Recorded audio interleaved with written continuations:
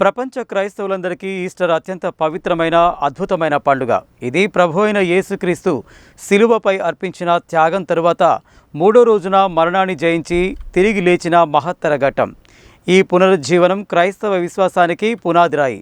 ఇది అలుపెరగని నిరీక్షణకు, నూతన జీవితానికి, తెరలను చీల్చుకుంటూ వచ్చే వెలుగు ప్రవాహానికి ప్రతీక. ఈస్టర్ పండుగ సందర్భంగా ఈస్టర్ విశిష్టతపై కథనం. ఈస్టర్ వేడుకల మూలాలు 2000 సంవత్సరాలకు పూర్వం నాటివి. యూదుల పస్కా పండగ సమయానికే యేసు సిలువ వేయబడి ఆపై తిరిగి లేచారని బైబిల్ గ్రంథం చెబుతోంది. బానిసత్వం నుండి ఇశ్రాయేలీయులు విముక్తి గుర్తు చేస్తే ఈస్టర్ మానవాళిని పాపం, మరణ బంధకాల నుండి యేసు విడిపించిన మహోన్నత త్యాగాన్ని స్మరిస్తుంది. ఈ పండుగను ఎప్పుడు జరుపుకోవాలనే విషయంలో గతంలో కొన్ని భేదాభిప్రాయాలున్నా క్రీస్తు శకం 325లో నికేయా మండలి ఒక నిర్ణయం తీసుకుంది. వసంతకాలంలో పగలు, రాత్రి సమానంగా ఉండే రోజు తరువాత వచ్చే మొదటి పౌర్ణమి తర్వాత మొదటి ఆదివారాన్ని ఈస్టర్గా నిర్ణయించారు.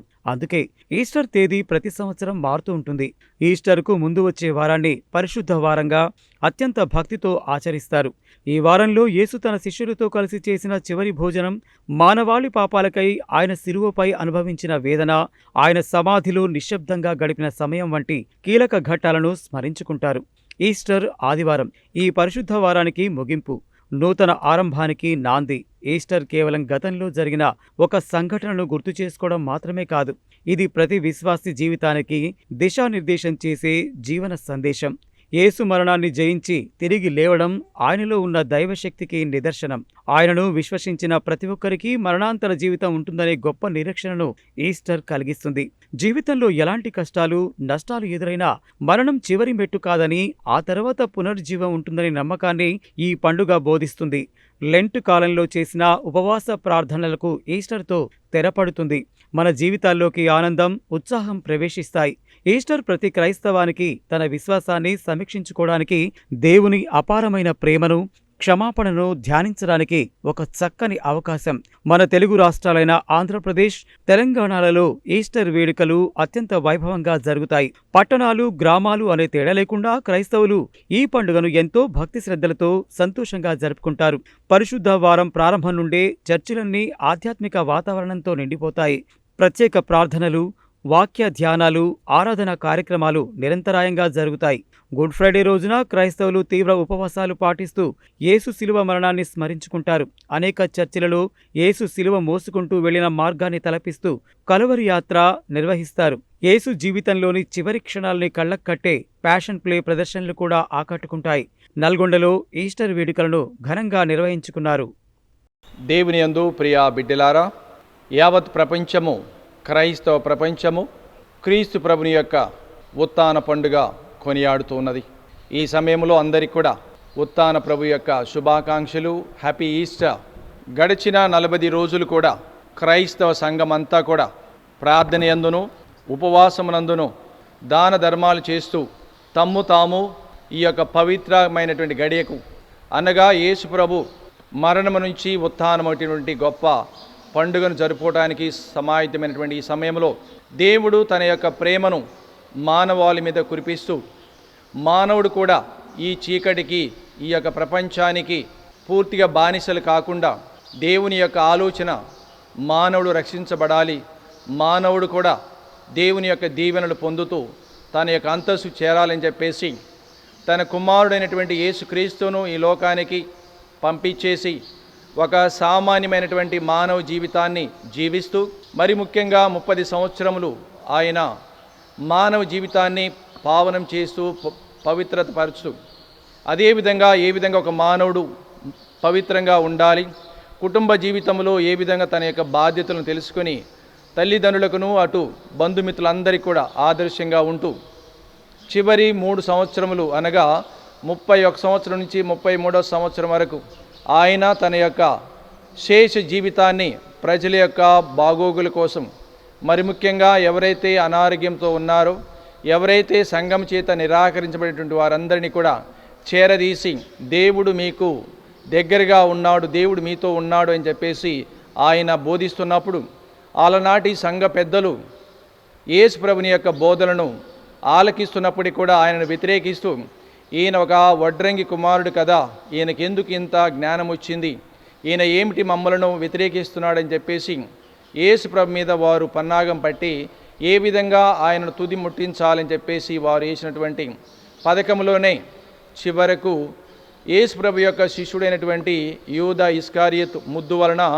యేసు ప్రభు ఆ యొక్క యూదా ప్రజలకు అప్పగించబడి అనేక శ్రమలను అనుభవించి చివరకు ఆయన శిలువ మరణం పొందాడు. గుడ్ ఫ్రైడే రోజున మనందరం కూడా యేసు ప్రభు యొక్క మరణాన్ని గురించి ధ్యానించాం. మానవ చరిత్రలో ఏ మానవుడు కూడా మరణాన్ని నుంచి ఆయన లేవలేదు. కానీ యేసు ప్రభు మాత్రము చెప్పినట్టుగా ముందుగానే చెప్పాడు, నేను 3వ రోజున ఉత్థానమై లేస్తానని. ఆయన చెప్పినటువంటి మాటల ద్వారా యేసు ప్రభు మరణాన్ని నుంచి ఆయన ఉత్థానమయ్యేసి మనందరి కూడా జీవాన్ని ప్రసాదిస్తూ, నేనే పునరుత్థానమును జీవమును, నన్ను విశ్వసించువాడు ఎన్నటికి మరణమును చవి చూడడు, ఎన్నటికి నాశనము పొందడని క్రీస్తు భగవాను తెలియజేసి ఉన్నారు. మరి ఈ యొక్క పవిత్ర దినమున అందరి కూడా తెలియజేసేటువంటిది, దేవుడు ఎప్పుడు కూడా మనల్ని ప్రేమిస్తూ మన యొక్క మంచి కోసమే ఆయన మన కోసము జీవాన్ని పంచుకున్న ప్రభుని మనందరం కూడా నమ్ముతూ విశ్వసిస్తూ మన జీవితంలో కూడా పవిత్ర బిడ్డలుగా ఉంటూ వెలుగునందే జీవిస్తూ వెలుగునందే ముందుకు సాగాలని చెప్పేసి ఈ యొక్క ఈస్టర్ పండుగ యొక్క ప్రత్యేకమైనటువంటి ఉద్దేశము, అంశం. ప్రతి ఒక్క క్రైస్తవునికి, క్రైస్తవురాలికి ఈ యొక్క పునరుత్థాన మహోత్సవము చాలా ముఖ్యమైనది మరియు సంతోషకరమైనది. ఈ యొక్క పునరుత్థాన మహోత్సవం కోసం 40 రోజులుగా ప్రతి ఒక్క క్రైస్తవుడు, క్రైస్తవురాలు సిద్ధపడుతూ దేవుని యొక్క బాధలను, శ్రమలను మరియు ఆయన యొక్క మరణమును, పునరుత్థానమును స్మరించుకుంటూ ఉంటారు. మరి ఈ 40 సంవత్సరాల రోజుల్లో ప్రతి ఒక్క క్రైస్తవుడు, క్రైస్తవురాలు తమ యొక్క బాధలను మరియు తమలో ఉన్న ఆ యొక్క అంశాలను వ్యక్తపరుస్తూ 40 రోజులు ఉపవాసం ఉంటూ ప్రార్థనా జీవితం గడుపుచూ దాన ధర్మములు చేస్తూ తమ యొక్క క్రైస్తవ జీవితంలో ఉన్న విలువలను ఇతరులతోటి పంచుకుంటూ ఉంటారు.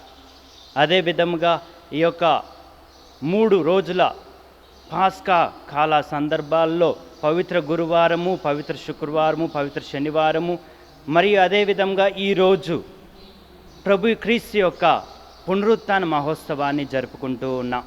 ఈ పునరుత్థాన మహోత్సవము మనకు 3 ముఖ్యమైన అంశాలను బోధిస్తూ ఉంది. మొదటిది, పునరుత్థానము మనకు క్రీస్తు ప్రభుని యొక్క సంతోషాన్ని వ్యక్తపరుస్తూ ఉంది. ఏ విధంగానైతే తను మరణించి శ్రమలను అనుభవించి సిలువలో కొట్టబడి చివరికి సజీవంగా సమాధులలోంచి లేపబడ్డాడు. అదేవిధంగా రెండో అంశాన్ని మనం ధ్యానించినట్లయితే పునరుత్థానం మనకు ఒక బలాన్ని వసుగుతూ ఉంది. ఎందుకంటే సజీవుడైన దేవుడు మనతో ఎల్లప్పుడూ ఉండబోతూ ఉన్నాడు, మనతో ఉంటాడు అని మనం విశ్వాసం ఉంచి ఆయనలో మనము నడవాలి.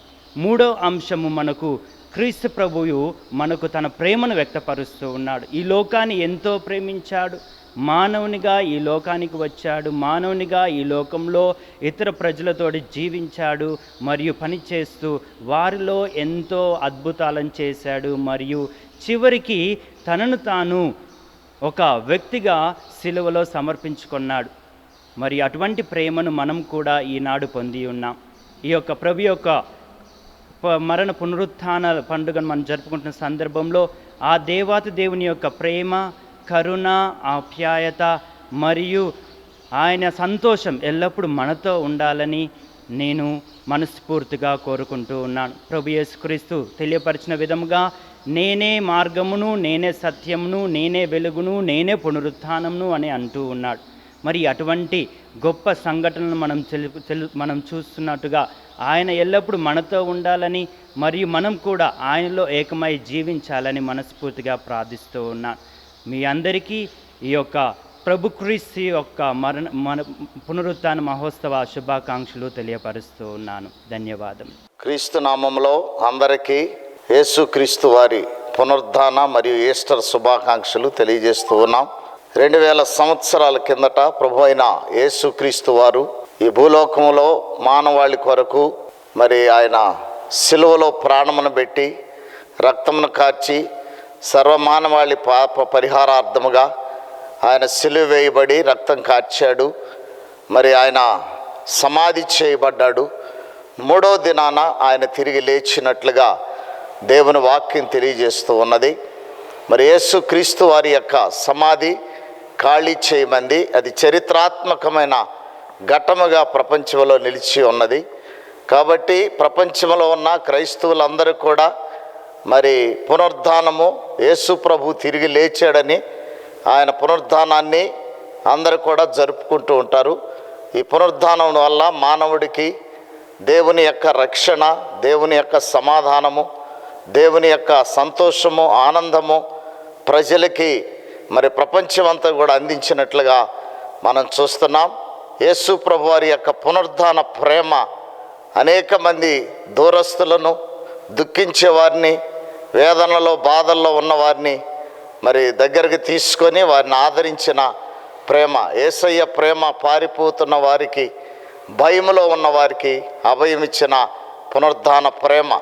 యేసయ్య పునరుద్ధాన ప్రేమ మరి ఎంతగానో వ్యాధుల్లో, బాధల్లో ఉన్నవారిని ఆదరించి, కనికరించి, ప్రేమించి మరి పోషించి రక్షించిన ప్రేమ ఉంటున్నది కనుక సర్వమానవాళి ఈనాడు క్రైస్తవ యొక్క ప్రపంచంలో మరి దేవుని యొక్క ప్రేమను, ఆయన ఆత్మశాంతిని, సమాధానాన్ని కలిగి జీవించాలని ఈ ఈస్టర్ శుభ సందర్భంగా అందరికీ తెలియజేస్తూ, అందరూ కూడా క్షేమంగా ఉండాలని, అందరూ కూడా మరి సస్యశ్యామలంగా ప్రతి కుటుంబం దీవెనకరంగా ఉండాలని కోరుకుంటూ పునరుద్ధాన శుభాలు తెలియజేస్తూ ఉన్నాం.